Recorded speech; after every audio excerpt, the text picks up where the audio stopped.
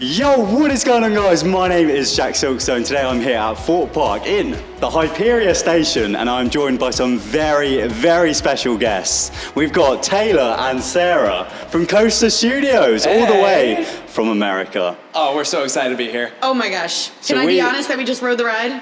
Yes, we'll get on to that. Okay. Because first of all, we were here about a year ago now, was it? Yeah. You took us on a little construction. We were stood just on the other side of this site, looking out over pretty much a muddy field, wasn't it? Yeah. It was nothing. Yeah. And now coming back here and like not having seen the time lapse like you have. Yeah. You know, you were here for every step of it. For us, it was like nothing, everything. And back then, I remember you guys were saying, we're going to come back for it, we're going to come back. And I was Did like, we lie? Are you though? Like, that's a long way to come for one ride, and You're right. you are. No, it was, and it was so worth it. Yeah. It was. This was like a must do. Like even for people in the U.S., like everyone in the U.S. is talking about this ride. Like at least coaster enthusiasts. That It's is true. so exciting, because as we were talking about off camera, the UK, it's got some great rides. You've got your Nemesises, your Stealths, but it hasn't had this big ride like Hyperia. Yeah, we were saying that they needed an undisputed, like that is the ride of the country. Because I feel like several countries have that one roller coaster. Like Sweden, it's pretty much like everyone's like, yeah, Wildfire. Yeah, like you gotta go ride that one ride. And so,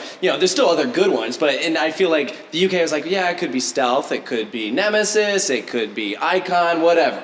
Now it's like, nah, everyone's like, yeah, it's No Hyperia. questions. Yeah, I would agree. I feel like that the UK kind of had a lot of like A-, B+ coasters, Okay, right? And yeah. now we just got like 100 on the test. Come on. Yay! So yeah, as you said, you've just had your first ever ride. We did. Well, how many did we get in We the end? got 4 rides. Four Four? times. Oh yeah. What did you think? It's awesome. It's unbelievable. We literally hit the brakes on the first ride, and I don't think either of us knew what to say because it's so different, right? And this is coming from two people that both have done a Mack Hyper Coaster, and it is not at all like DC Rivals. It is a very, very different feeling. Like other than the fact that they are both hyper coasters, they're very different. Yeah. And like it's every element on there felt like something that I hadn't really experienced on another ride. Yeah. You know what I mean? Like it's like, oh, what was that feeling? What was that one? I don't know. That was crazy. So yeah. Yeah, I would say a couple things stood out to me based off of the first ride. So number one was the sheer speed. Like I knew that it was going to go over 80 miles per hour, but sometimes you need to be reminded what that feels like, because something like Stealth, you feel it in launch form. Here it is just like undisputed. We are just like hauling through these different elements, and that was really impressive. And it doesn't let up. No. It maintains it Relentless. like until it hits that trim. It is going that fast. Yeah.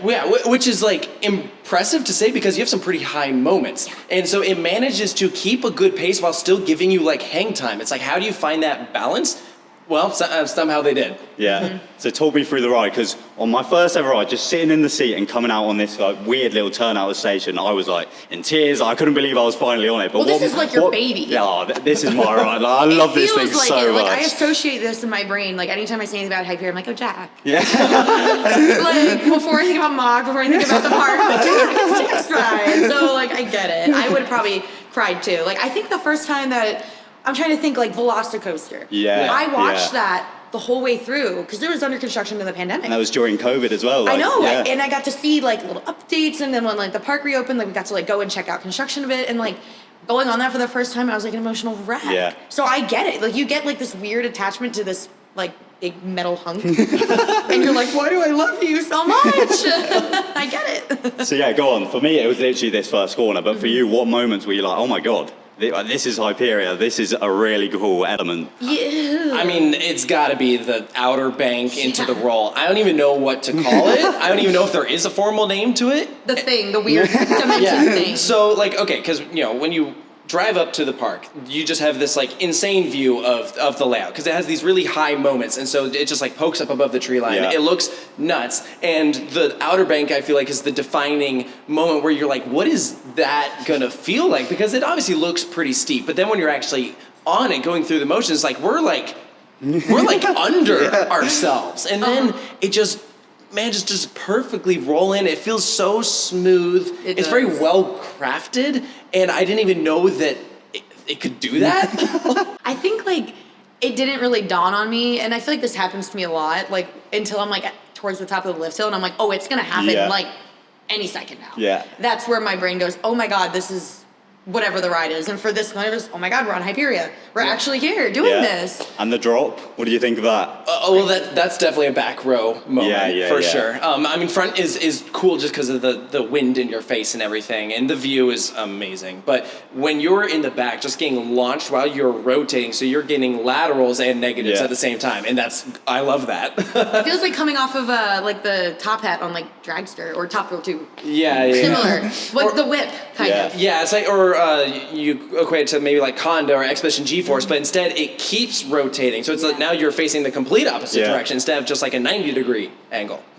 So you guys have ridden hundreds and hundreds of coasters around the world. Big question, where would you say this ranks in terms of the UK, first of all? The best one. Best in the UK, Really okay, nice, like, just wanted to check. It's the best in the UK. Worldwide, I don't know, because for me, I need time to think about it. Like I don't know if I can just like assign a ranking to something immediately. Like I need to let it fester. I'll be laying in bed tonight. I'm like, where do I put it? I know you're like, this is gonna keep me up all night, man. Oh my gosh. How about even in Europe? Would you say it's in the kind of rankings with the other big coasters? Yeah. I would say so. And it's so unique, right? Because there's only a few Mack Hyper Coasters out there, and you got one that's in like Turkey. Yeah. And then the main one that everyone talks about before this was in Australia. Yeah. You know, and that was so unreachable for most people. Like it's so far away from everything. And now I think it's so cool that people are gonna have the chance to really experience one, because let's face it, London is a much more easy location to get to than like Australia. So I'm very excited for like the masses to come out and get to enjoy this. I feel like Europe as a whole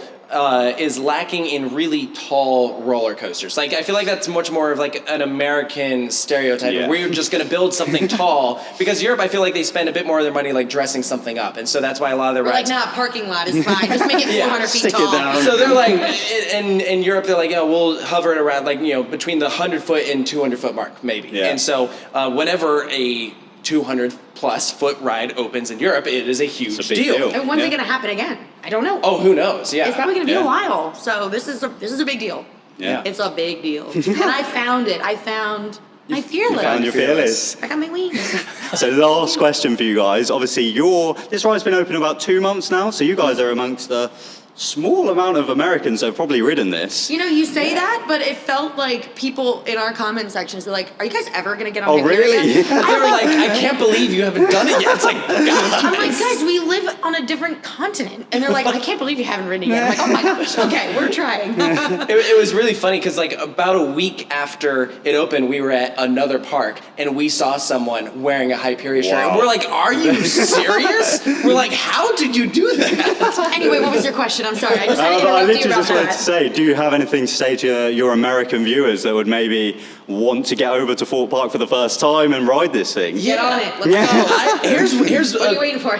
Here's a good thing that I would add in is I've noticed a lot of flights going from the US to Europe are accessible via London. So even if you want to go and spend more time in another country, it is very doable to build in a day to break up your flights to go ride Hyperia. We're so close to like Heathrow and Gatwick airports here, so it's very You don't even have to doable. rent a car. Just Uber, like you could take some buses. It is very, very doable. Yeah, and I would even say if you're like flexible time-wise, you can find really inexpensive flights to London from the US. Yeah, I've noticed. It's really not bad. Yeah. I've seen like as cheap as like $250. Wow. Yeah, obviously depends on where you're flying in and out of, and the time of year will definitely make a difference. But like, if you're really invested in looking at it, I mean, there are ways to do it. Yeah. And find some friends to go with you. It's always cheaper when you share rooms with your buddies. There you go. But yeah, thank you so much for joining me today, guys. It feels like a bit of let me come in the middle. It feels like I love this. Full circle moment. We've come a long way. It is. I love it. We've finally done it. It's great. We finally found it, guys. We're fearless. We rode Hyperia. Come on. That's so good. I don't know what's going on. Anyways. Thank you so much for watching. Go and check out Coaster Studios. I'm sure you already have. But yeah, thank you for watching. Big up Kieran on the camera. My name's Jack Silkstone. Goodbye. Goodbye.